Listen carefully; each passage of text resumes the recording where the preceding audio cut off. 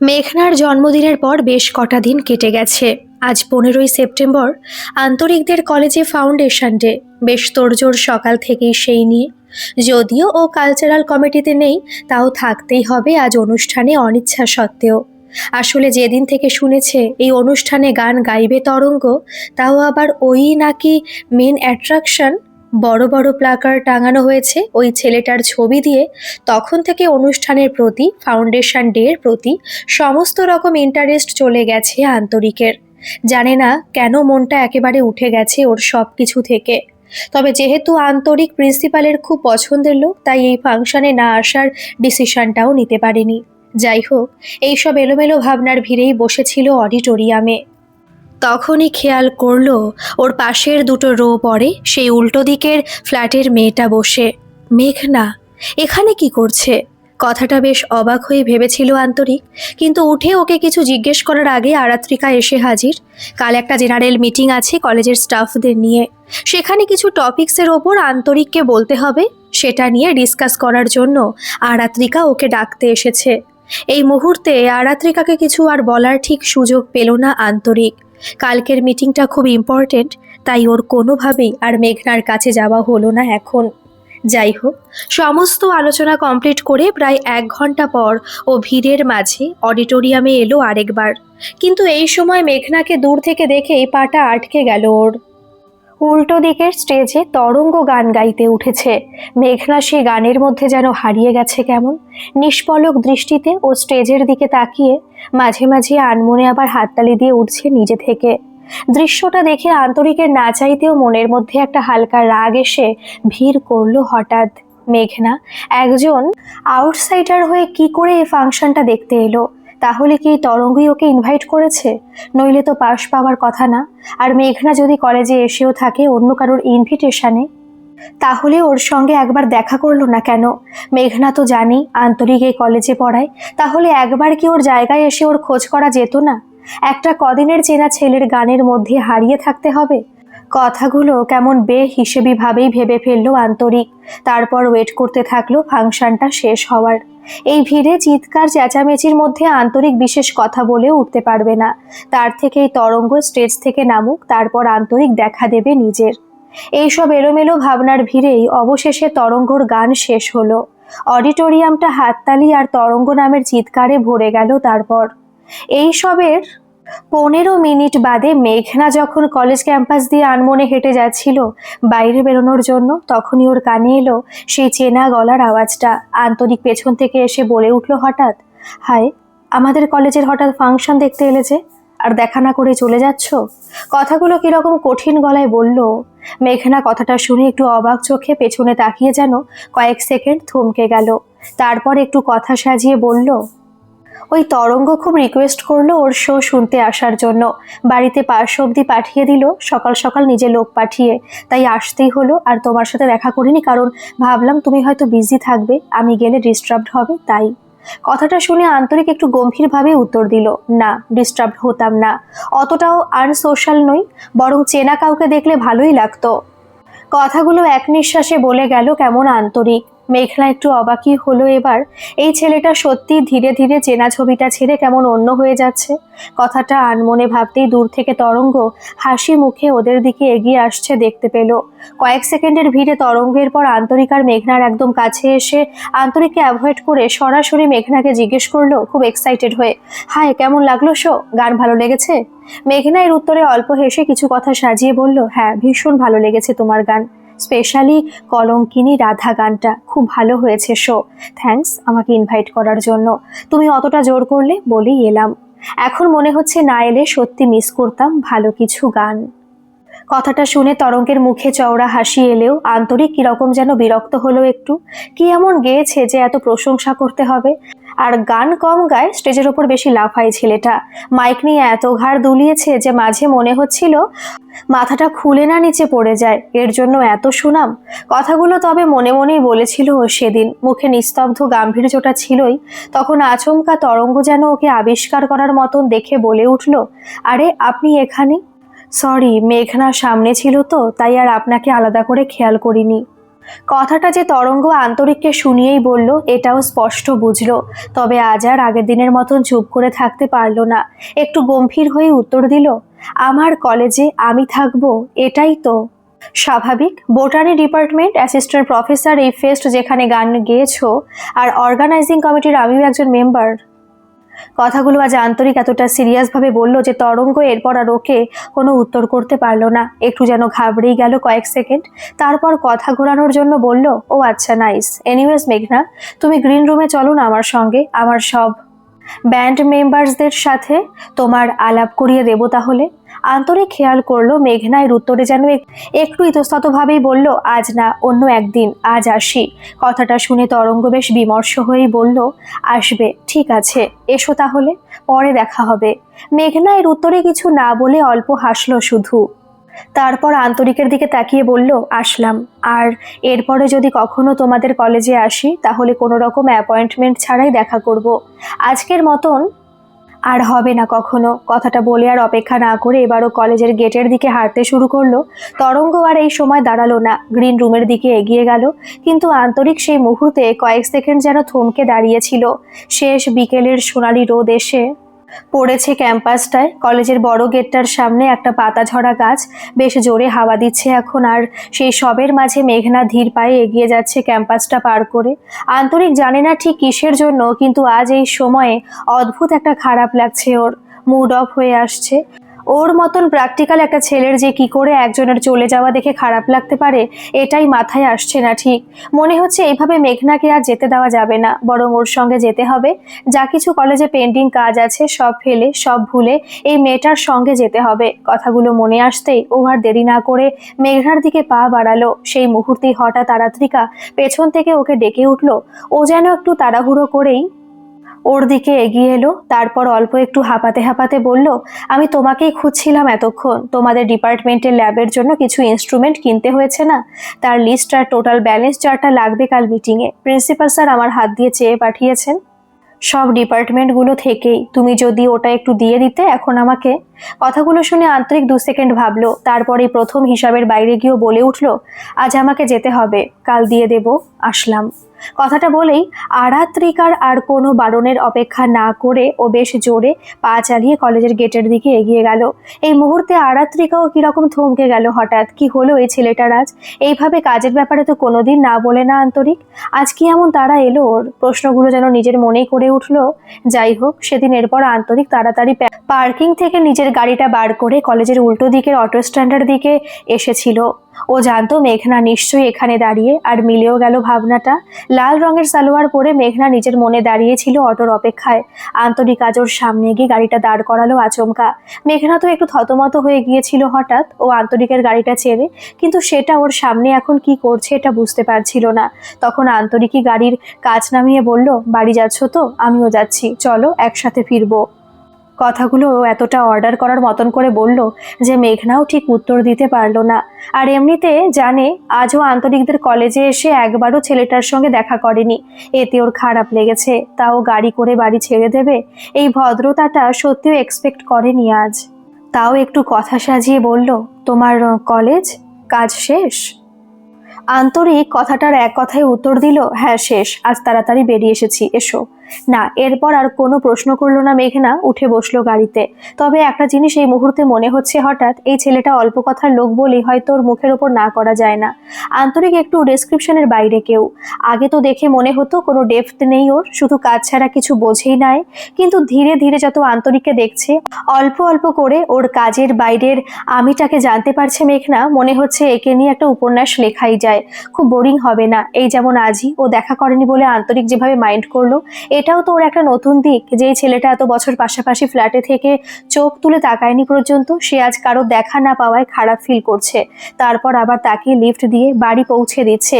এটাও কিরকম হিসাবের বাইরেই লাগছে মেঘনার। মানে ওর এত বছরের চেনা আন্তরিকের বাইরে অন্য একজন আন্তরিক।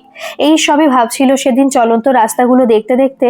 তখনই আন্তরিক জিজ্ঞেস করে উঠল, কেমন লাগলো ফাংশন? এখনো মনে হয় ওই জোনেই আছো? কথাটা শুনে মেঘনা আলতো হেসে বলল, অ্যাকচুয়ালি খুব ভালো লেগেছে ফাংশন। তরঙ্গ সত্যি ভীষণ ভালো গায়, আর ওর কিছু গানের সিলেকশন তো আমার খুব ফেভারিট, আমার প্লে লিস্টেও আছে। কথাটা শুনে মেঘনা খেয়াল করলো আন্তরিক যেন একটু সিরিয়াস হয়ে গেল। তারপর একদম অন্য একটা কথা জিজ্ঞেস করে উঠলো হঠাৎ, তুমি কফি খাবে? এখানে খুব ভালো একটা কফি শপ আছে, আমার খুব পছন্দের। ওর এতগুলো কথায় মেঘনা এক সেকেন্ড থমকে গেল, তারপর একটু ভেবে বলল, কফি? মানে তোমার দেরি হয়ে যাবে না? আন্তরিক এর উত্তরে অল্প হেসে বলল, আমি 24 ঘন্টা ব্যস্ত থাকি না। কথাটা বলি আর কোনো প্রশ্ন উত্তরের অপেক্ষা না করে আন্তরিক গাড়িটা ঘোরালো উল্টো রাস্তায়। তারপর 10 মিনিট ড্রাইভ করে পৌঁছে গেল ওর পছন্দের কফি শপের সামনে। মেঘনা এবার সত্যি সারপ্রাইজড হয়ে গেল। লিফটে করে বিল্ডিংটার ওপরে ওঠার সময়ও বুঝতে পারছিল না কোথায় যাচ্ছে ওরা। তবে বিল্ডিং এর টপ ফ্লোরে এসে মেঘনা হঠাৎ থমকে গেল রুফটপ কফি শপটাকে দেখে। পুরো ছাদটা জুড়ে ছোট ছোট টেবিল চেয়ার রাখা, কাচের রেলিং দিয়ে ঘেরা ছাদের চারিদিক থেকে পুরো শহরের অদ্ভুত সুন্দর একটা ভিউ পাওয়া যাচ্ছে এখানে। দূরে গঙ্গা আর হাওড়া ব্রিজটাও দেখা যাচ্ছে কফি শপটা থেকে, আর তার মাঝে মিষ্টি একটা হাওয়া দিচ্ছে চারিদিকে। খোলা আকাশের নিচে এই রকম একটা জায়গা আছে শহর কলকাতায়। সত্যি মেঘনা এতদিন এখানে থেকেও ঠিক জানতো না। ও তাই আন্তরিকের দিকে নতুনভাবে তাকিয়েছিল আজ। এই ছেলেটা কিভাবে খোঁজ পেলো এরকম খোলা আকাশের নিচে থাকা এত সুন্দর একটা ঠিকানার?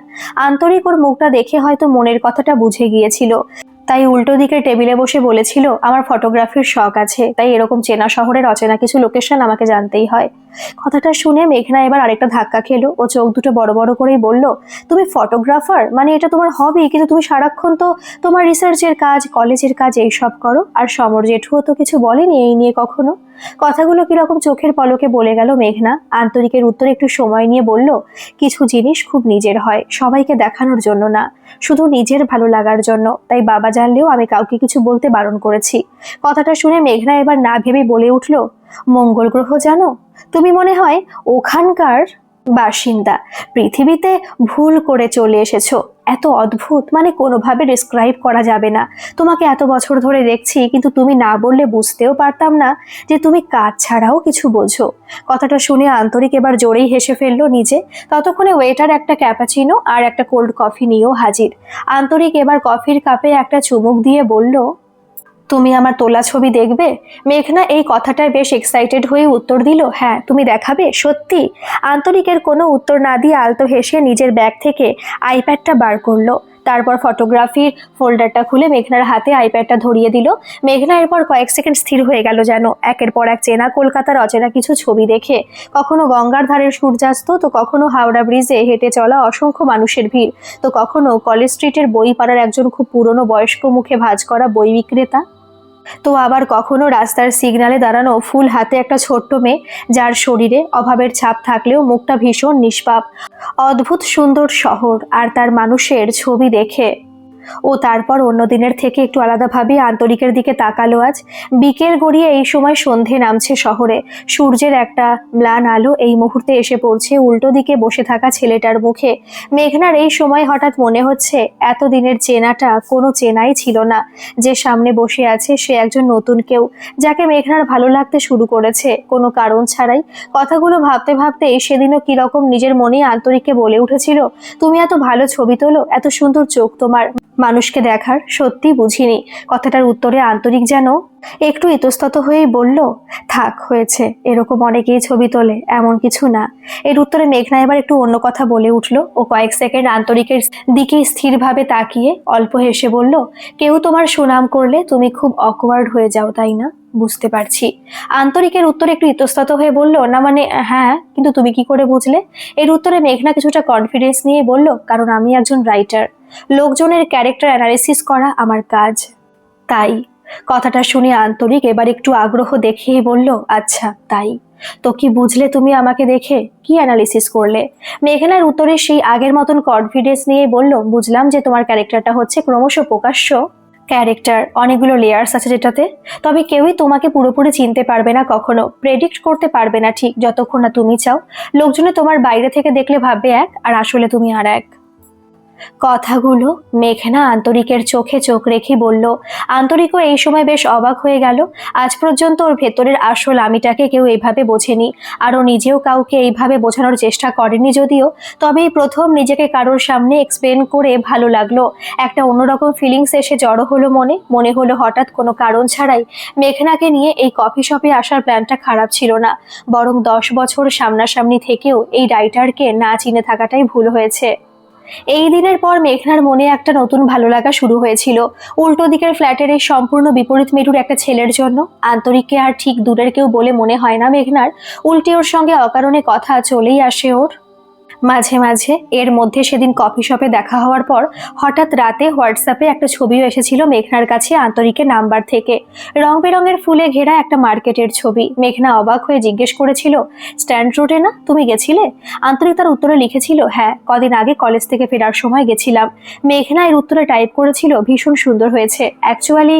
ব্যাস, সেদিনের পর থেকে হোয়াটসঅ্যাপে দুজনের টুকটাক কথা হতেই থাকে আজকাল, কখনো কোনো ভালো সিনেমা নিয়ে তো কখনো কোনো বেড়াতে যাওয়ার জায়গা নিয়ে।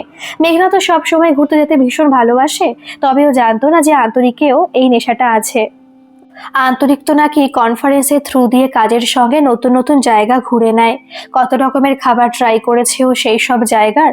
লখনউয়ের শিক কাবাব থেকে শুরু করে দিল্লির পরাঠা, গলির পরাঠা, তো আবার ইতালিতে কনফারেন্সে গিয়ে ওখানকার ফেমাস হোয়াইট সস পাস্তা, সব রকমের কুইজিন পছন্দ করে আন্তরিক।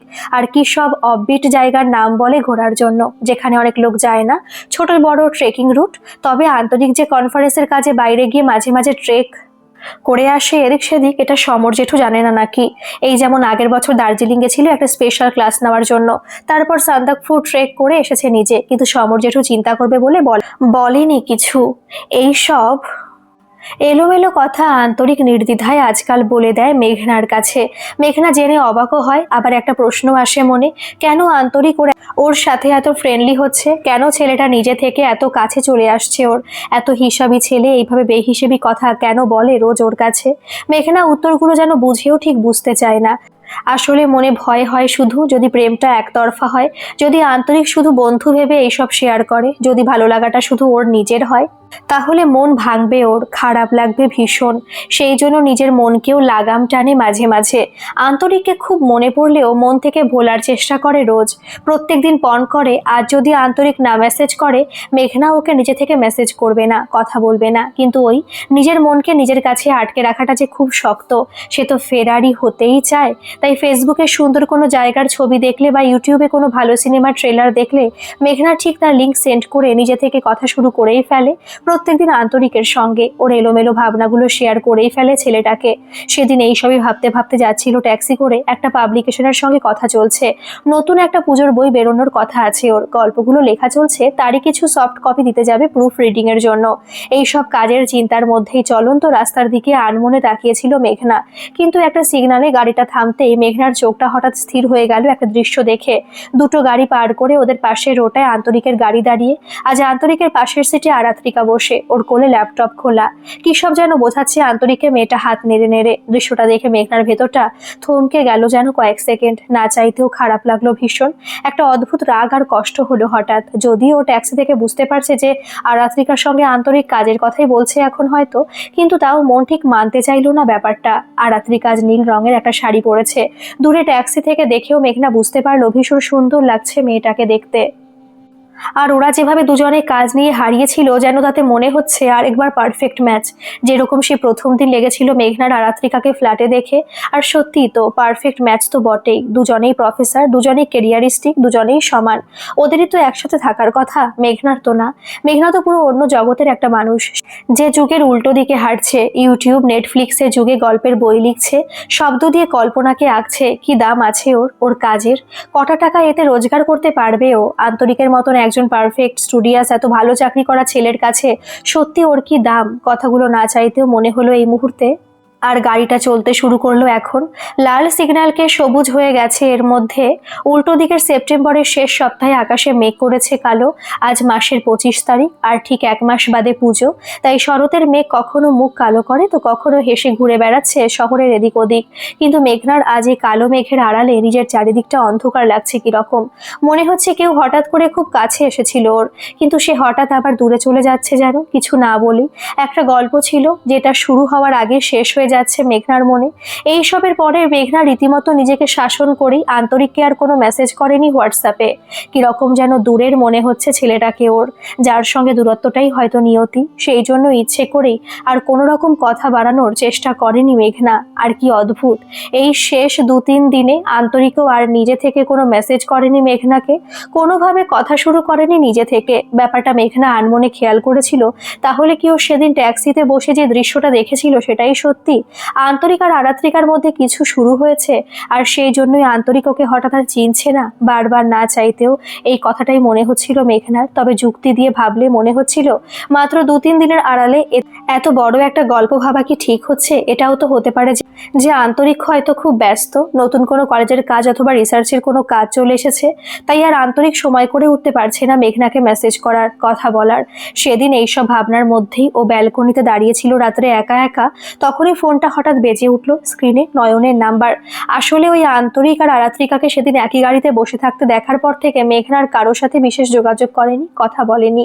ওর চারিদিকে কিরকম মন খারাপের দেওয়াল তৈরি হয়ে গিয়েছিল একটা, সেটা ভেঙে কাউকেই আর ঠিক নিজের কাছে আসতে দিতে ইচ্ছে করছিল না যেন।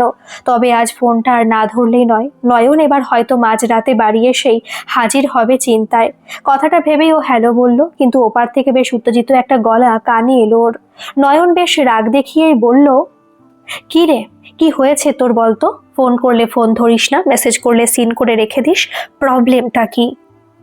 মেঘনা এর শান্ত গলায় উত্তর দিল, কিছু হয়নি, এমনি ইচ্ছে করছিল না কথা বলতে, আর লেখার কাজ ছিল। তুই কেমন আছিস? নয়ন কথাটা শুনে এবার একটু উত্তেজনা কমিয়ে বলল, আমি ঠিকই আছি, কিন্তু ভালো লাগছে না কেন তোর হঠাৎ? 1 সেকেন্ড, প্রেমে পড়লি নাকি? আমার দাদা তরঙ্গ লাস্টে কি তোর মন জয় করে ফেললো নাকি রে? কথাগুলো শুনে মেঘনা এই মুহূর্তে বিরক্ত হয়ে বলল, থামবি তুই? প্রেম ছাড়া আর কিছু মাথায় আসে না তোর? কথাটার উত্তরে নয়ন বেশ মজা নিয়েই বলল, কি করে মনে হবে বল? আমার দাদা তো এখন সকাল সন্ধে রাত্রে শুধু তোরই কথা বলে। তোর পার্সোনালিটি, তোর হাসি, তোর চোখ সব দেখেই সে একেবারে মুগ্ধ। তবে একটা কথা বলবো, আমার দাদা কিন্তু সত্যি পাত্র হিসেবে খারাপ না। অনেক মেয়ে ওর জন্য পাগল, ওর একটু অ্যাটেনশন পাওয়ার জন্য কত কি যে করে। আর সে তোর প্রেমে একদম উল্টে পড়েছে, আর সঙ্গে সেলিব্রিটি স্ট্যাটাসও আছে। তুই কিন্তু সত্যি একবার ভেবে দেখতে পারিস, দাদা অ্যাকচুয়ালি তোকে নিয়ে সিরিয়াস। কথাগুলো কিরকম এক নিঃশ্বাসে বলে গেল নয়ন। তবে শেষ লাইনটা যে ও একটু জোর দিয়ে মেঘনাকে বোঝানোর চেষ্টা করলো, এটা মেঘনা নিজেও স্পষ্টভাবে বুঝলো। তবে এরার কোনো উত্তর ঠিক ভেবে পেল না এই মুহূর্তে। তাই কথা ঘোরানোর জন্য ইচ্ছে করে বলল, নয়ন, তোর সাথে আমি কাল কথা বলি। আমার ফোনে আসলে একদম চার্জ নেই রে, তোকে কাল ফোন করব। এই কথাটা যে ও বানিয়ে বলছে সেটা নয়ন বুঝলো কি না জানে না। তবে নয়নও আর কথা না বাড়িয়ে এই মুহূর্তে রেখে দিল ফোনটা। মেঘনার এরপর যেন বুকটা একটু হালকা হলো। সত্যি তরঙ্গ যে ওকে নিয়ে এত কিছু ভেবে ফেলেছে মাত্র কটা দিনে, এটা মেঘনা একদম বুঝতেই পারিনি। সেই জন্যই ছেলেটা রোজ সকাল সন্ধে মেসেজ করে ওকে, গানের লিঙ্ক পাঠায়। সেদিন তো একদম বাড়িতেই ফাংশনের ইনভিটেশন কার্ড পাঠিয়ে দিয়েছিল নিজে থেকে। কিন্তু এইসবের কি উত্তর দেবে মেঘনা? তরঙ্গ সত্যি ওর গল্পে লেখা নায়কদের মতন অনেকটা, গান করে এত সুন্দর, সবার মধ্যে মিশে যায় খুব সহজে, এক্সট্রোভার্ট। কিন্তু এত কিছুর পরেও মেঘনার গল্পের মতন ওর জীবনে কেন ছেলেটা নিজের জায়গা করে নিতে পারলো না কে জানে। এটা সত্যি নিজের কাছেও রহস্য লাগে ভীষণ। তাহলে কি আমরা যা চাই, যা ভাবি, যাকে খুঁজি সেটা সত্যি না? আসলে মনের গভীরে অন্য একজনের ছবি রাখা থাকে সবার অন্তরালে, যাকে হয়তো আমরা নিজেরাও চিনি না। কথাটা ভাবতে ভাবতেই উল্টো দিকে রাস্তায় চোখ চলে গেল। ওখানে এখন একটা কালো রঙের গাড়ি এসে থেমেছে। তবে এর পরের দৃশ্যটা দেখে মেঘনার চোখটা থমকে গেল আরেকবার। গাড়ির ভেতর থেকে আন্তরিক আর আরাত্রিকা নামলো বেশ হাসতে হাসতে। গাড়ির সামনে হেলান দিয়ে দাঁড়িয়ে দুজনে কথাও বলল বেশ কিছুক্ষণ। কত কিছু যেন বোঝাচ্ছিল দুজন দুজনকে, সেটা দরকারি না অদরকারি সেটা মেঘনা বুঝলো না। তবে এটুকু বুঝলো যে ওর মনে অদ্ভুত একটা নাম না জানা কষ্ট শুরু হয়েছে এখন। কথাটা ভাবতে ভাবতেই দেখলো এবার আন্তরিক আরাত্রিকার দিকে হাত নেড়ে বাই বলে এগিয়ে গেল ফ্ল্যাটের দিকে, কিন্তু আরাত্রিকা কিরকম নিষ্পলকভাবে তাকিয়ে রইল কয়েক মুহূর্ত সেই যাওয়াটার দিকে। মেঘনার এরপর সবকিছু বোঝা হয়ে গেল খুব স্পষ্টভাবে। ওই থমকে থাকা দৃষ্টি, কাউকে যেতে না দেওয়ার ইচ্ছা, এই সবই যে কেউ কাউকে আলাদাভাবে মনে জায়গা দিলেই করে, এটা মেঘনা জানে। তাহলে ওর ভাবা গল্পটাই সত্যি সেদিনের। আন্তরিক আর আরাত্রিকা দুজনের মধ্যে একটা গল্প আছে। এটা নতুন না পুরনো সেটা মেঘনা জানে না, কিন্তু গল্পটা যে আছে এটাই বাস্তব। কথাটা ভাবতে ভাবতেই হঠাৎ খেয়াল করলো ওর চোখে কয়েক ফোঁটা জল জমেছে। হঠাৎ একটা না পাওয়ার যন্ত্রণা এসে জমেছে মনে। মনে হচ্ছে এই একলা বারান্দাটাই ওর জীবন। যেই রূপকথাগুলো ওর নিজের গল্পে লিখত সেটা শুধু ওর শব্দেই সীমাবদ্ধ, জীবনে নয় বাস্তবে। আসলে যে যাকে চায় সে তাকে পায় না। বাস্তবে সত্যি প্রেমে পড়া বারণ। কথাটা মনে হতেই আরেকটা ব্যাপারও হঠাৎ বুঝতে পারলো, যে মেঘনা একটা একতরফা ভালো লাগার মধ্যে জড়িয়ে গেছে নিজে। এমন একটা গল্পে জড়িয়ে গেছে যেখানেও একজন বাইরের লোক, আর খুব সহজে এই যন্ত্রণাটা শেষ হবে না মনে, বরং এটা আস্তে আস্তে বাড়বে। চারিদিকটা আরো বেশি নিস্তব্ধ আর অন্ধকার হবে। কিছু দীর্ঘশ্বাস এসে জমা হবে জীবনে। সেদিনের পরের দিন তবে আরেকটা ধাক্কা লেগেছিল মেঘনার। আজ লাইব্রেরি যাওয়ার দিন। 1 মাস হয়ে গেছে নহন্নতে বইটা সমর জেঠুকে পড়তে দিয়েছিল, সেটা আজকে ফেরত নিতে হবে। যদিও সকাল থেকে কিছু করারই আর মন নেই ওর, তবে কাজ যখন আছে করতে তো হবেই। এদিকে একবার প্রকাশকের অফিসেও যেতে হবে। কভার ডিজাইন হয়ে গেছে ওর পুজোর বইয়ের, সেটা দেখতে আসতে বলেছে ফোন করে, যদি কিছু চেঞ্জ করতে হয়। কথাগুলো ভাবতে ভাবতেই ওই সকাল 11:30টার পর গিয়েছিল সমর জেঠুর ফ্ল্যাটে। ইচ্ছে করে একটু দেরি করে গেছিল আজ, আন্তরিক যাতে কলেজে বেরিয়ে যায়, কারণ মেঘনার মুখোমুখি হতে চায় না ছেলেটার। এমনিতেই মন ভাঙার গল্পের সঙ্গে জড়িয়ে ফেলেছে নিজেকে, তারপরে ওকে দেখলে আরো বেশি কষ্ট হবে। কথাগুলো ভেবেই আন্তরিকদের ফ্ল্যাটের দরজায় কলিং বেলটা বাজিয়েছিল। কয়েক মিনিটের ভিড়ে সমর জেঠু নিজে এসে দরজা খুলেছিল এরপর। তবে আজ ড্রয়িং রুমে এসে মেঘনা দেখলো একজন ভদ্রলোক আর ভদ্রমহিলা বসে আছেন সোফায়। সামনের টেবিলে দুটো মিষ্টির প্লেট সাজানো। মেঘনা ঠিক বুঝতে পারলো না ব্যাপারটা। তখন সমর জেঠু হঠাৎ মেঘনাকে বলে উঠল, জানা মা, রান্নাঘর থেকে 2 কাপ চা করে নিয়ে আয় একটু। কথাটা বলে আবার ওই ভদ্রলোক ভদ্রমহিলার দিকে তাকিয়ে বলল, ও আলাপটাই তো করানো হয়নি। ও মেঘনা, আমাদের পাশের ফ্ল্যাটে থাকে, একদম আমার মেয়ের মতন। কথাটা শুনে ওনারা দুজনেই হাসলো এবার মেঘনাকে দেখে। মেঘনাও হাসিটা ফেরত দিল কিছু না বুঝে। তারপর আর কথা না বাড়িয়ে রান্নাঘরে চলে এলো চা বানাতে। তবে মনে প্রশ্নটা ঘুরপাক করতেই থাকলো, কারা এরা? সমর জেঠুর কোনো বন্ধু নাকি, নাকি আত্মীয়? কথাটা ভাবতে ভাবতে চা করে 2 কাপে সাজিয়ে নিয়ে এলো ও ড্রয়িং রুমে। তখন সমর জেঠু ওদের সঙ্গে গল্পে ব্যস্ত। মেঘনা এবার টেবিলে চা রেখে বলে উঠলো, প্লিজ খেয়ে নিন। সেদিন এরপর ওরা 8-10 মিনিট বসেছিল। সমর জেঠুর বাড়িতে কে কে আছে, আন্তরিকের কোন স্কুল কোন কলেজ, এই সব সাধারণ ব্যাপার নিয়ে কথা হচ্ছিল ওদের। তারপর ওঠার আগে মহিলা বলে উঠল, আজকে আসি, এরপর তো আসা যাওয়া লেগেই থাকবে আমাদের। আর আই হোপ আন্তরিকও ইলেকশনের জন্য হ্যাঁই বলবে। সত্যি আপনার ছেলেকে একবার দেখেই এত ভদ্র আর ভালো লেগেছে আমাদের, একদম আমাদের আরাত্রিকার জন্য পারফেক্ট। শেষ 2 কথা যেন কানে এসে বিঁধল মেঘনার এই মুহূর্তে। আর বাকি কোনো কথাই ঠিক কানে ঢুকলো না ওর। হাত দুটো কেমন মুঠো হয়ে গেল অদ্ভুত একটা যন্ত্রণায়। এর মাঝে যাওয়ার সময় ওই ভদ্রলোক ভদ্রমহিলা মেঘনার দিকে তাকিয়ে আর একবার হাসলো, কিন্তু মেঘনা কিছুতেই ঠিক জোর করে আর হাসিটা ফিরিয়ে দিতে পারলো না ওদের। সমর জেঠু এরপর দরজা দিয়ে বেশ খুশি খুশি হয়েই ওর কাছে এসে বলল, যাক, এতদিনে আমার মনে শান্তি। এই ছেলেটার বিয়ে নিয়ে তো আমি অনেকদিন ধরেই চিন্তায় ছিলাম। যা ইন্ট্রোভার্ট আর সিরিয়াস, মনে তো হচ্ছিল সারা জীবন ব্রহ্মচর্যই পালন করবে। ভাগ্যে সারাত্রিকা ছিল। শুনতাম মেয়েটার কথা মাঝে মাঝে আন্তরিকের মুখে, ওদেরই কলেজে আছে, খুব এফিশিয়েন্ট নাকি। তারপর আন্তরিক কি সব কলেজের কাজে ওকে ভীষণ হেল্প করেছিল কদিন আগে, একটা প্রেজেন্টেশন রেডি করে দিয়েছিল। সেই থেকে মনে হয় বন্ধুত্বটা গ্রো করেছে। কাল তাই নিজের জন্মদিনে নেমন্তন্ন করেছিল মেয়েটা ওকে। আর আজ একেবারে আরাত্রিকার মা বাবা সম্বন্ধ নিয়ে হাজির। আন্তরিককে দেখে নাকি ওদের ভীষণ ভালো লেগেছে। কথাগুলো প্রায় এক নিঃশ্বাসে বলে গেল সমর জেঠু। আর মেঘনা কিরকম স্থির হয়ে দাঁড়িয়ে রইল ওনার সামনে। ঠিক এই মুহূর্তে কি বলবে, কি সাজানো উত্তর দেবে ভেবে পাচ্ছিল না। তখনই সমর জেঠু ওর থমকে থাকা মুখটা খেয়াল করলো হঠাৎ। তারপর ওর হাতটা ধরে ঝাঁকিয়ে বলল, কি রে, কি হলো তোর? মেঘনার এই প্রশ্নে যেন সম্বিত ফিরল এখন। ও নিজেকে সামলে একটু ভেবে বলল, নহন্নাতে বইটা আজ লাইব্রেরিতে ফেরত দিতে হবে, সেই জন্য। কথাটা আর শেষ হতে দিল না সমর জেঠু। ও আচ্ছা আচ্ছা বলে পাশের ঘরে চলে গেল বইটা আনতে। তারপর 2 মিনিটের মধ্যে বইটা নিয়ে ওর হাতে দিয়ে বলে উঠল, এত সুন্দর লেখা, সত্যি মন ছুঁয়ে গেল বইটা। মেঘনার উত্তরে এক কথায় একটু মলিন হেসে বলল, হ্যাঁ, মন ভাঙার গল্প, মনে তো দাগ কাটবেই, আসছি জেঠু। কথাটা বলেই ও আর দাঁড়ালো না, বেরিয়ে এলো আন্তরিকদের ফ্ল্যাট থেকে। চোখে এই সময় কিছুতেই আর জল আটকালো না মেঘনার, ভিজে এলো হঠাৎ একদম এলোমেলো ভাবে।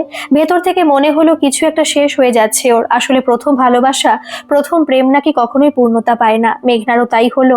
ওর এই 25 বছরের জীবনে এই প্রথমবার কাউকে মন থেকে ভালো লাগাটা পূর্ণতা পেল না। কথাটা আনমনে মনে হলো ওর। আর চারিদিকটা কিরকম নিকশ কালো অন্ধকারে ঢেকে গেল হঠাৎ। মনে হলো কারোর কাছে যেন হেরে গেছে ও। এখন শুধু নিস্তব্ধতাটাই সঙ্গী। সেদিনের পর থেকে মেঘনার মনে সত্যি মেঘ জমেছিল যেন কালো। ও এরপর হোয়াটসঅ্যাপটাই আনইনস্টল করে দিয়েছিল। আর কোনোভাবে আন্তরিকের সাথে যাতে কথা না হয় তার পুরোপুরি চেষ্টা করেছিল নিজে থেকে। ওর মনে হচ্ছিল এই আড়ালটা থাকাই দরকার ছিল। এত বছর বাদে একে অপরের সঙ্গে কথা, একে অপরকে চেনাটা সত্যি ভুল হয়েছিল। কিছু মানুষ আসলে দূরেরই হয়। কথাগুলো মনে নিয়েই পুরোপুরি হারিয়ে গিয়েছিল নিজের বইয়ের কাজে। আর 25 দিন বাদই দুর্গাপুজো, এখনো ওর শেষ উপন্যাসের 2টো অধ্যায় লেখা বাকি ছিল। আর আসল কথা হলো, কাজের মধ্যে থাকলে আর আলাদা করে মন খারাপ এসে ঘিরে ধরবে না ওকে।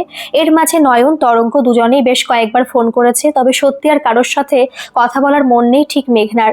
ভেতর থেকে কষ্টটা যেন মনের মধ্যে থিতিয়ে আছে আজকাল, তাই আর কারোর সাথেই কথা বাড়ানোর ইচ্ছে নেই ওর। আসলে ছোটবেলা থেকে মেঘনা এরকমই। ওর যদি কখনো মন খারাপ হয় তাহলে নিজের চারিদিকে একটা শক্ত দেওয়াল তৈরি করে নেয় কাউকে কিছু না বলে। আর সে দেওয়াল ভেদ করে না নিজে বেরোয় না অন্য কাউকে ঢুকতে দেয়। এখন ওর চারিদিকে সেই ওরকমই একটা দেওয়াল আছে অদৃশ্য, যার জন্য এইভাবে সবার আড়ালে চলে গেছে মেঘনা। সেদিন আনমনে এইসব ভাবতে ভাবতেই হ্যান্ড কপিটা ব্যাগের মধ্যে ঢোকাচ্ছিল মেঘনা। আজ সারাদিন ধরে লিখে ওর পুজোর বইয়ের শেষ উপন্যাসটা কমপ্লিট করেছে, সেগুলোই জমা দিতে যাবে এই বিকেলবেলা প্রকাশকের অফিসে। সেই সময় মা হঠাৎ ঘরে এলো, হাতে একটা রেজিস্ট্রি পার্সেল। মেঘনা ঠিক বুঝতে পারলো না কিসের পার্সেল এটা। তখন মাই বলে উঠলো, আন্তরিকের নামে একটা পার্সেল এসেছে। সমরদা তো কদিনের জন্য ঘুরতে গেছে পুজোর আগে, জানিসই। তাই আমি যখন কুরিয়ার বয়কে দেখলাম নিজেই রেখে দিলাম পার্সেলটা। তুই একটু ফোন করে বলে দে তো ছেলেটাকে যে কলেজ থেকে ফেরার সময় একবার যেন এসে এটা নিয়ে যায় এখান থেকে। কথাগুলো শুনে মেঘনা অবাক হয়ে বলল, এবার অদ্ভুত, অন্যের জিনিস তুমি কেন নিতে গেলে নিজে থেকে, আর আমি ফোন করব আন্তরিককে? পসিবল না। মেঘনার এরকম অকারণ রাগে মা এবার নিজেও অবাক হয়ে গেল যেন। তারপর কয়েক সেকেন্ড চুপ থেকে বলে উঠলো, কি হয়েছে বলতো তোর? এরকম রিয়াক্ট করছিস কেন একটা সাধারণ ব্যাপারে? আর আন্তরিকের সাথে তো কদিন আগেও দেখতাম কথা বলতিস। আচ্ছা, তুই কি ওর উপর রেগে গেছিস তাই অ্যাভয়েড করছিস নাকি? সেই জন্যই ছেলেটা পরশুদিন যখন করিডোরে দেখা হলো তোর কথা জিজ্ঞেস করছিল, বলেছিল তোর শরীর ঠিক আছে কিনা, কাজের চাপ নাকি? কথাগুলো শুনে মেঘনা এবার থমকে গেল। আন্তরিক ওর কথা জিজ্ঞেস করছিল, কিন্তু কেন? কি দরকার ওর কথা জেনে? আরাত্রিকার মতন মেয়ে যখন লাইফে আছে তখন অন্য কারোর ব্যাপারে তো ইন্টারেস্ট থাকার কথা না? আর যেখানে মেঘনা তো ওর স্ট্যান্ডার্ডই না, একজন সাধারণ মূল্যহীন রাইটার। কথাগুলো যেন বেখেয়ালে মনে এসে জড়ো হলো হঠাৎ। আর একটা অজানা অভিমান এসে ভিড় করলো চারিদিকে। তবে মাকে এত সব বলা যাবে না, আর এটাও আর বলা যাবে না যে ও ফোন করতে পারবে না, তাহলে আরো প্রশ্ন শুরু করে দেবে যার উত্তর মেঘনা দিতে পারবে না। সেই জন্য কথাগুলোকে থামিয়ে বলে উঠলো, আচ্ছা ঠিক আছে, করব ফোন। শান্তি? এর উত্তরে মায়ের মুখে হাসি। মাও আর কথা না বাড়িয়েই তাই বলল, হ্যাঁ, ভীষণ শান্তি।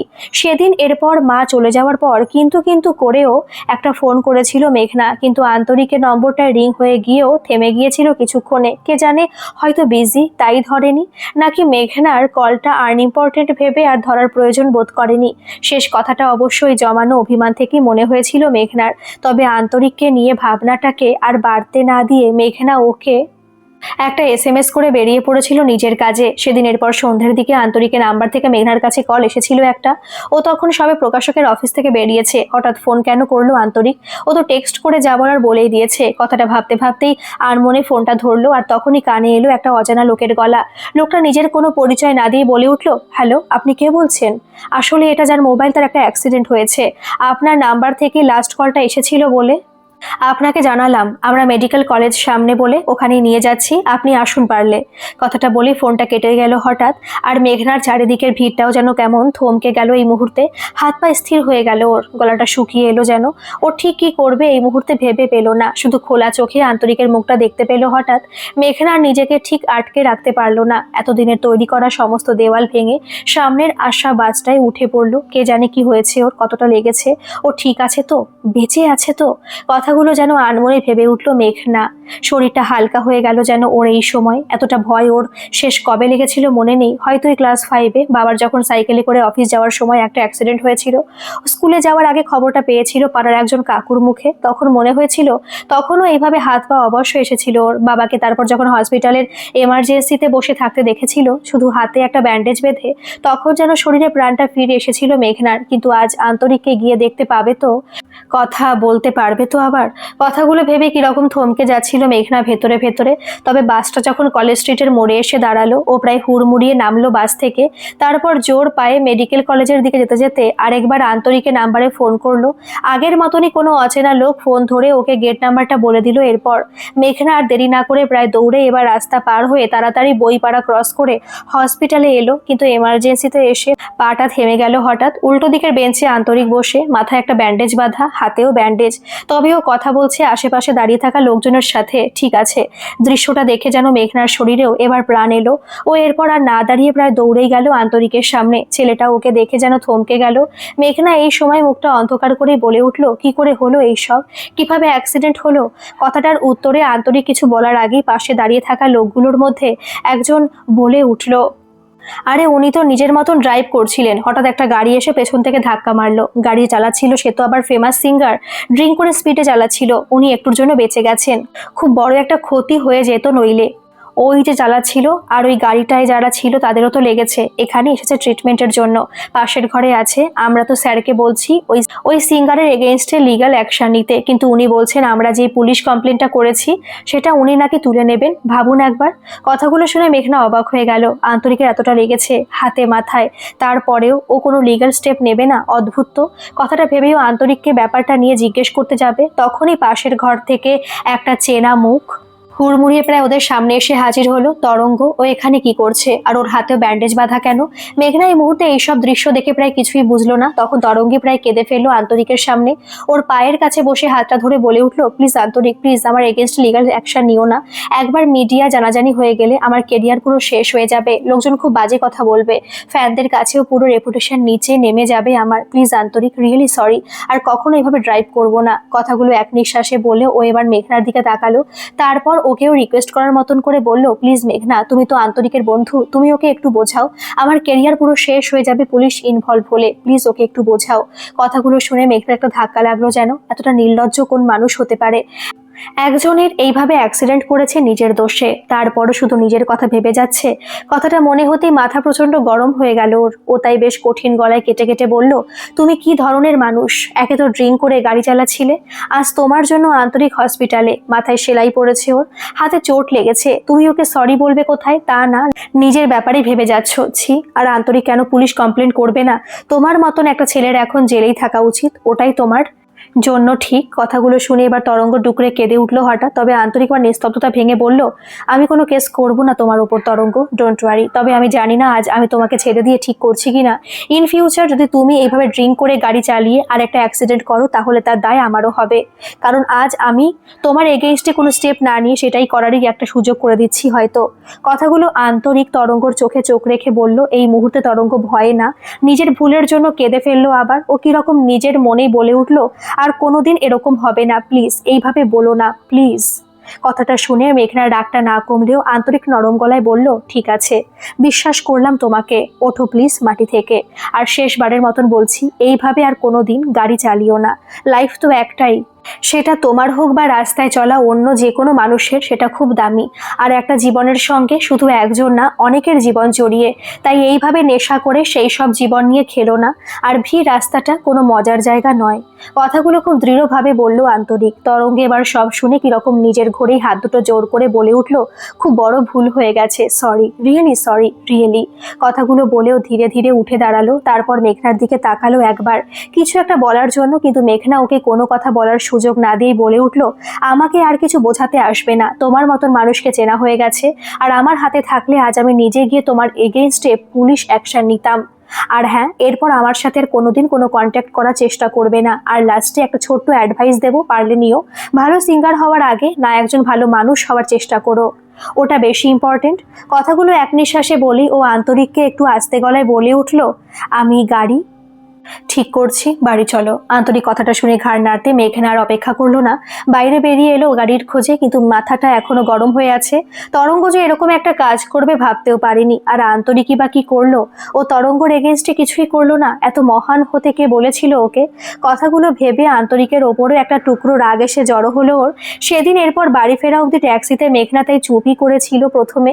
তবে আন্তরিক সেটা লক্ষ্য করে নিজেই জিজ্ঞেস করেছিল, কি হয়েছে, তোমার মুখটা এরকম রাগে লাল হয়ে আছে কেন? কথাটা শুনে মেঘনা এই মুহূর্তে আর কথাগুলো চেপে না রেখে এক্সপ্লোর করেছিল হঠাৎ। ও বেশ রেগে রেগেই বলে উঠেছিল, তুমি কি করে ছেড়ে দিলে তরঙ্গকে? ও এরকম অবস্থা করলো তোমার। যদি কিছু একটা হয়ে যেত তাহলে? অসভ্য ছেলে একটা, কোনো সেন্স নেই, ড্রিঙ্ক করে গাড়ি চালায়, তারপর আবার সরি বলতে এসেছে। পুরোটা ফেক, শুধু নিজের ইমেজ বাঁচানোর জন্য ওইভাবে কেঁদে কেঁদে নাটক করলো।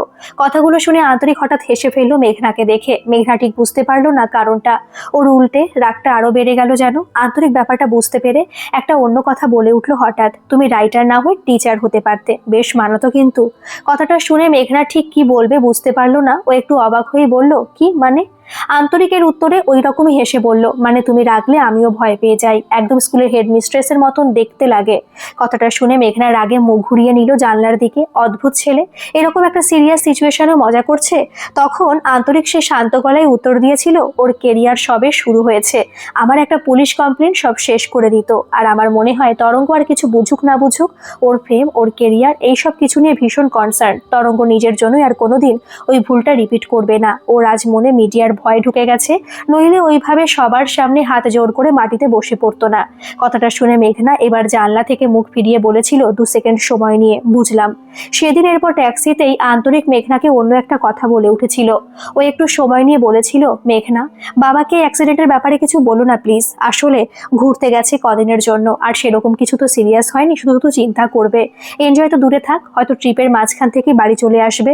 কথাটা শুনে মেঘনা সেদিন একটু অবাক হয়েছিল। এই ছেলেটাকে বাইরে থেকে যতই মনে হোক যে কাজ ছাড়া কিছু বোঝে না, কিন্তু কেউ খুব কাছ থেকে দেখলে বুঝবে যে কাজের বাইরেও অনেক কিছু বোঝে আন্তরিক, যেটা হয়তো অন্য কেউ খুব সহজে ভাবতে পারবে না। সবাই জীবনে খুব অ্যাটেনশন পেতে চায়, কিন্তু আন্তরিক হয়তো অতটা গুরুত্ব চায় না নিজের জন্য।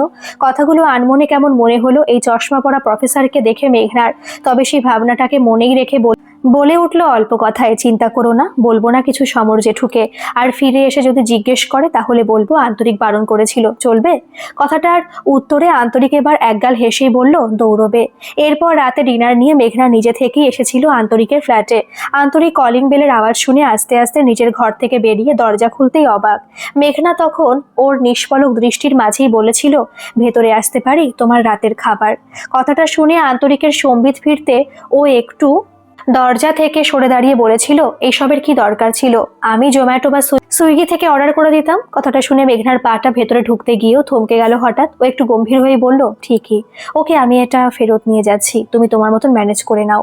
কথাটা বলেও ফিরে যেতে যাচ্ছিল, সেই মুহূর্তেই আন্তরিক ওর হাতটা ধরে বলে উঠলো, আরে যাচ্ছ কোথায়, ভেতরে এসো। কথাটা শুনেও মেঘনা একটু কঠিন মুখে দাঁড়িয়ে রইল। তখন আন্তরিক কয়েক সেকেন্ড সময় নিয়ে বলে উঠলো, আচ্ছা সরি, প্লিজ ভেতরে এসো। কথাটা শুনে মেঘনা এবার একটু নরম হলো মনে। তারপর ভেতরে এলো নিজে থেকে, ডাইনিং টেবিলে খাবারটা রেখে এরপর বলে উঠলো আস্তে গলায়, খেয়ে 2টো ওষুধ আছে, খেয়ে নিও। কথাটা বলে মেঘনা চলে যেতে যাচ্ছিল, তখনই আন্তরিক বলে উঠলো, বলছি কালকের ব্রেকফাস্টটা পাওয়া যাবে তো? রুটি তরকারি, স্যান্ডউইচ, যে কোনো কিছু হলেই চলবে। এর উত্তরে মেঘনা একটু ভদ্রতার হাসি হেসে বলল, কেন, জোম্যাটো সুইগি আছে তো, যা বলবে নিয়ে আসবে। কথাটা শুনে আন্তরিক এবার হেসে ফেললো। তারপর একটু না ভেবে বলল, একবার বাড়ির খাবারের স্বাদ যখন পেয়েই গেছি, তখন জোম্যাটো সুইগির কাছে কে যায়? কথাটা বলে আন্তরিক খেয়াল করলো মেঘনা এখনো গম্ভীর। তখন আন্তরিক আবার বলে উঠলো, তো কতক্ষণ এই রাগটা চলবে, পুলিশ কমপ্লেন না করার জন্য? আন্তরিকের এই প্রশ্নটাই মেঘনা হঠাৎ একটু অবাক হয়ে গেল যেন। এই ছেলেটা কি করে বুঝলো কেন গম্ভীর, আর ওর মনের খোঁজ হঠাৎ আজ রাখছেই বা কেন? এতদিন যখন কিছুই বোঝেনি, কথাটা ভেবেই ও এবার একটু সহজ হওয়ার চেষ্টা করে বলে উঠলো, না আমি রেগে নেই, আর আমি কাল ব্রেকফাস্ট দিয়ে যাব, তুমি নিশ্চয়ই এই চোট নিয়ে কাল কলেজ যাবে না, যাই হোক রেস্ট নাও, আসছি, টেক কেয়ার। কথাগুলো বলে মেঘনা চলে যেতে যাচ্ছিল, কিন্তু থমকে গেল আন্তরিকের একটা প্রশ্নে। আন্তরিক আসলে এই মুহূর্তে ওকে ডিরেক্টলি জিজ্ঞেস করে উঠলো, তোমার হোয়াটসঅ্যাপটা আছে নাকি গেছে? প্রশ্নটা শুনে মেঘনা ঠিক কি বলবে বুঝতে পারলো না, তাই একটু কয়েক সেকেন্ড সময় নিয়ে কিছু কথা সাজিয়ে বলে উঠলো, না আসলে ফোন মেমোরি ফুল হয়ে গেছিল তো, তাই অ্যাপটা ডিলিট করে দিয়েছি, এমনি। কথাটা শুনে আন্তরিক এবার ওর কাছে এসে বলল, তাই তুমি ফোন মেমোরির জন্য হোয়াটসঅ্যাপ উড়িয়ে দিয়েছো? মানে জেনারেলি লোকজন মেমোরি ফুল হলে কিছু ডেটা কম্পিউটারে শিফট করে দেয়, যাই হোক এমনি এসএমএস করলে রিপ্লাই করবে তো? এটা শুনে মেঘনা সত্যি এক মুহূর্তের জন্য চুপ করে গেল। আন্তরিক যে ওকে এইভাবে ডিরেক্টলি জিজ্ঞেস করবে ভাবতে পারিনি, তবে এই মুহূর্তে তো আর মুখের ওপর না বলাও যায় না, তাই একটু ভদ্রতা করে বলল, হ্যাঁ নিশ্চয়ই, কেন করব না, অবশ্যই রিপ্লাই করব, যাই হোক আমি আসি। কথাটা বলি ওর দাঁড়ালো না, জোরে পা চালিয়ে আন্তরিকের চোখের আড়াল হয়ে গেল। আসলে সামনে থাকলে হয়তো আরো কিছু প্রশ্ন শুরু করে দেবে, যার উত্তরে মেঘনার কিছু বলার নেই, তাই চোখের আড়াল হয়ে যাওয়াই ভালো। এর পরের দিন মেঘনা যখন সকালে আন্তরিকের ফ্ল্যাটে এসেছিল, ছেলেটা জ্বর ছিল। আসলে ডাক্তার বলেছিল কাল যে যেহেতু সেলাই পড়েছে তাই যন্ত্রণা জ্বর এইসব থাকতেই পারে এক দুদিন। মেঘনার এসব দেখে খারাপ লাগছিল খুব, সুস্থ একটা ছেলে ছিল, একজনের খামখেয়ালিপনা ও শৃঙ্খলতার জন্য তার এরকম অবস্থা হলো। জলখাবার নিয়ে আসার পর ক্লান্ত মুখের আন্তরিককে দেখে ওর এই ভাবনাগুলোই মনে এসে ভিড় করছিল। তবে আন্তরিক হয়তো ওর থমকে থাকা মুখটা দেখে বুঝেছিল কিছু, তাই নিজেই একটু জোর করে সুস্থ দেখানোর চেষ্টা করে বলে উঠেছিল, দেখি কি খাবার এনেছো? চিড়ের পোলাও? বাহ, ভাগ্যিস অ্যাক্সিডেন্টটা হলো, বাড়ি বসে না থাকলে তো এরকম হোম ডেলিভারি পেতাম না। মেঘনা এবার সে মুখ ভার করে উত্তর দিয়েছিল, কাকুর জন্য তো এসব রান্না করে অনেক সময় পাঠাই, এরপর জানা রইল তোমার জন্য দেব, কলেজ থেকে ফিরে মাইক্রোওয়েভে গরম করে খেতে পারো, অ্যাক্সিডেন্টের দরকার নেই। কথাটা শুনে আন্তরিক এই সময় একটু ক্লান্ত গলায় বলেছিল, আচ্ছা তুমি আজকাল তো সিরিয়াস থাকো কেন? মানে সেটা তো আমার ক্যারেক্টার ছিল, তুমি যে হেসে হেসে কথা বলতে সেই সবের কি হলো? কথাটা শুনে মেঘনা এক সেকেন্ডের জন্য একটু যেন থমকে গিয়েছিল। ওর হাসি তো একটা গল্পের শেষে শেষ হয়ে গেছে আরাত্রিকা, কিন্তু এক সেকেন্ড, কাল থেকে আন্তরিকের অ্যাক্সিডেন্ট হওয়ার পর থেকে আজ অবধি মেয়েটা তো ওকে দেখতে এলো না, যার সাথে বিয়ের ঠিক তার অ্যাক্সিডেন্টের খবর পেয়ে এলো না আরাত্রিকা। কথাটা ভাবতে মেঘনা আর ঠিক নিজেকে আটকে রাখতে পারলো না, ও একটু না ভেবেই বলে উঠলো আন্তরিককে, আচ্ছা আরাত্রিকা কোথায়, এলো না তো দেখতে?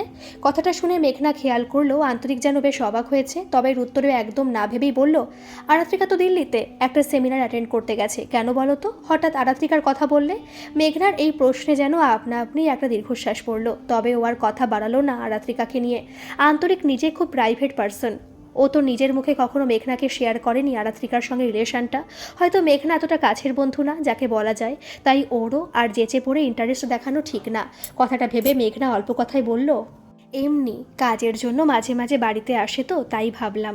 কথাটা বলেও ইচ্ছে করেই আর দাঁড়ালো না এখন, এই ছেলেটা যখন অন্য কারোরই তখন দূরত্বটাই ভালো। কথাটা মনে আসতেও বলে উঠল, আমি আসি এখন, কিছু লেখার কাজ আছে, দুপুরে খাবার দিয়ে যাব।